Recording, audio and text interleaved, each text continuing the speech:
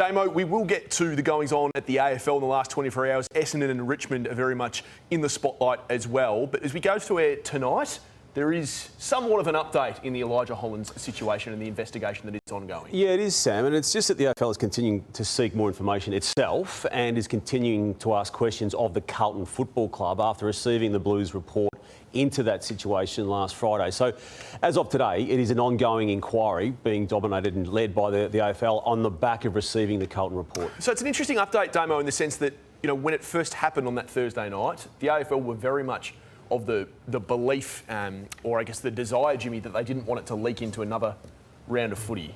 We're, more than 10 days on now, and we still don't have answers. Damo telling us tonight that the AFL's gone back with more questions after the report, which was being compiled by Chris Davies. How have you felt that this process has played out? Yeah, look, you need to run the proper course and ask all the right questions. So I'm probably not as strict on time. We do like the AFL and the AFL industry to move a lot quicker because this is your single focus. But probably the question for me is Chris Davies actually running this process. He is head of football, and on match day he's in charge of everything football. If you want to put it another way, he is the CEO of everybody below him, and that's everybody who would need questions asked report into him. So you wonder why he's leading the charge, considering there'll need to be a lot of questions directed towards him and his involvement on match day. Do you think it's inappropriate that he's conducting the investigation, which he could be part of in some way? Yeah, look, I don't know who else is part of the investigation in it, but if it's just solely him, you'd like to have someone else because you'd need to challenge what was his part, how did he handle things,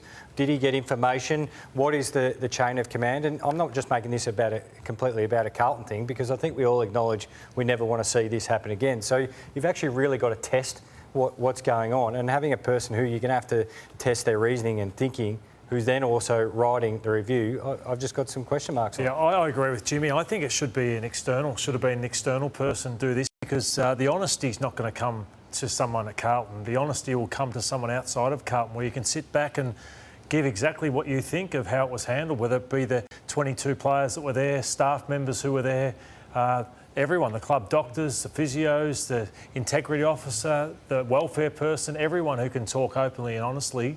But I just wonder whether this will be an outcome that needs to suit Carlton, that needs to suit the AFL. Sorry, you're worried it's going to be a negotiated outcome? An outcome that makes everyone in the game look better out of this situation where I think that the player was let down in this situation. It's not the only headache that is causing stress at AFL House. And we heard from Greg Swann, the new football boss, a little earlier today, who had a media conference just down the road outside of AFL House at Marvel Stadium, really around what has been a weekend of conjecture, not just through umpiring, but also with the Ark.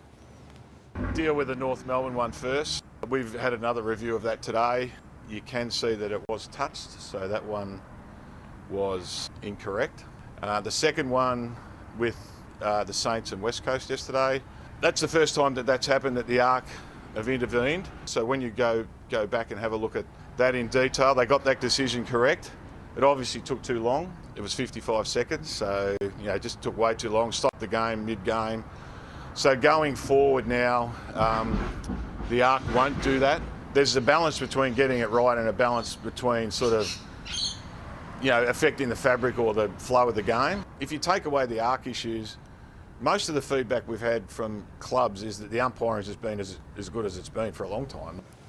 I think that last comment there might be a conversation for another day, but when you do admit, as he did today, Greg Swann, the errors, you can't ask for much more than that, than to wrap it up. But I think you do need to ask the questions, continue to ask the questions, how the game allowed itself to be in this situation where someone inside the Ark felt it was appropriate at that point in time of the St Kilda game to blow the whistle. But Sam, it's really only just one of many number of issues at the AFL. And look, let's continue with them. The Zach Butters Tribunal hearings, plural hearings, which were been strong on. Which I was strong on. It was always going to only ever be a fine, and in the end it was ruled out on a legal technicality. And then the bigger problem was the Lance Collard situation of last week, the homophobic slur allegations against him. And the way it then played out subsequent to the tribunal and the appeals tribunal finding, and these are comments made by the AFL upon completion of the appeals tribunal, which reduced significantly the Lance Collard fine, down from 9 weeks to 4. Forget the suspended sentences around it. But the matter is otherwise at a close. We thank all parties involved for their cooperation in this process. That was Thursday, and then we were to learn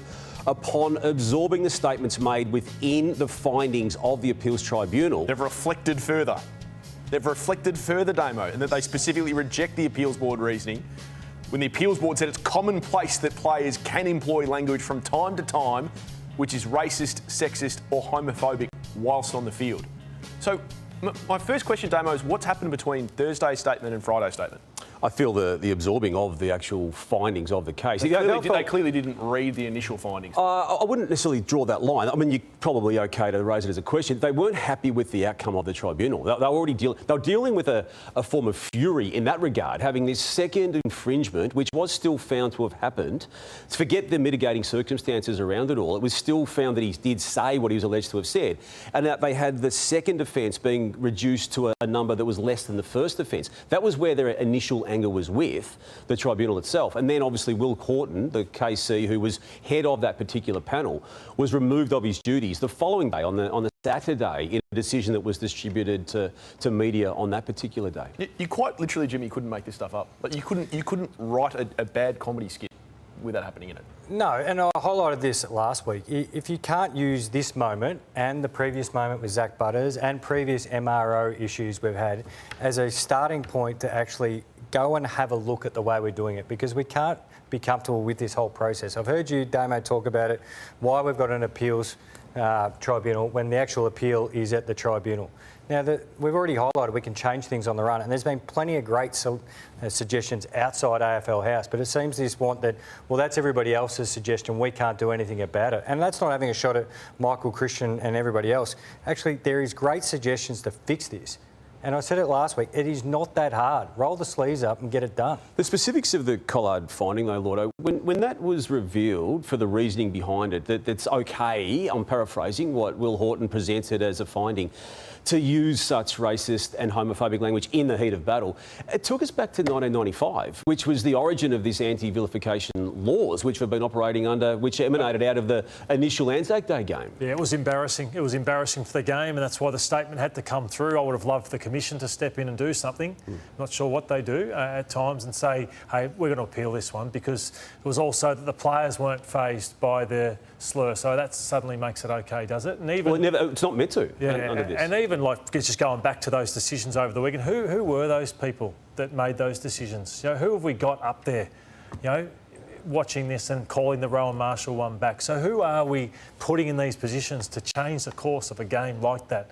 So I don't know who. They're faceless people at the moment to protect them, probably. But we also, this is just a billion dollar industry game. It sometimes feels more like a bush league when these sort of things happen. So we have to get it right. You can't just have some random person from the AFL. You've got to really, you know, consider who you got in there. And while there is an empowering, to move it back to the situation from the weekend with the Rowan Marshall situation, there were 33 seconds of game time that have now been nulled and voided. And had someone taken mark or goal of the year within that period, well, we would have lost that moment on the back of the decision made by that person. So you think it's all part of a broader issue of leadership at the AFL? You put the Collard situation, you put the Butters situation and the things that happened with the Ark on the weekend, you think it's part of the same sort of problem? There's significant problems going on up there, Sam. Yeah, I mean, they're under different portfolios. Yeah. I mean, it's not under the one person, but there's an accumulation now. Look, you know my views on the tribunal. Even without Butters and without Collard, I wouldn't be changing my views on the tribunal. But we've had specific examples in both of them,